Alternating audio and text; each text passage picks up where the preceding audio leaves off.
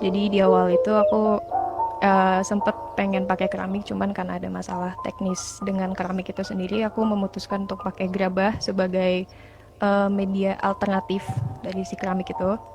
Terus yang kedua, sifat gerabah ini cocok buat pot tanaman karena gerabah itu sifatnya menyerap air.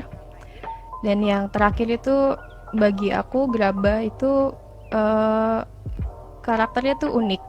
Terus juga eh, dari proses pembuatan karya aku dengan gerabah itu juga prosesnya tradisional dan sederhana. Jadi menurut aku dari kedua hal itu gerabah itu cukup unik.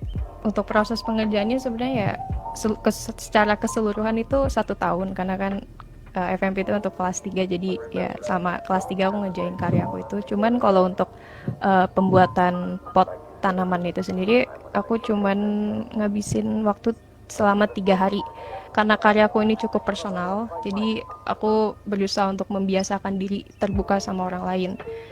Tapi yang paling aku suka itu pas pembuatan potnya, karena aku baru pertama kali megang tanah, apa sih, baru pertama kali karya pakai tanah liat gerabah itu. Terus ya bagi aku itu yang paling berkesan juga karena pengalaman juga.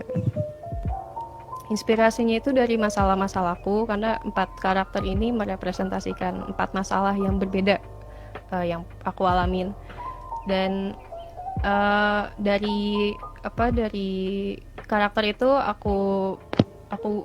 aku realisasikan dalam bentuk pot tanaman gitu. Karena kan juga medium utamaku clay kan. Jadi cara aku merealisasikan visual aku tuh ya lewat lewat clay itu.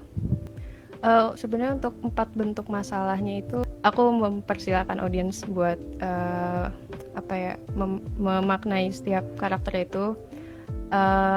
Jadi karena apa ya, aku nggak, penjelasan setiap karakter itu nggak apa sih namanya, bukan kayak satu kata gitu. Jadi lebih lebih ke cerita. Di bio Serasi underscore exhibit, di situ ada linknya.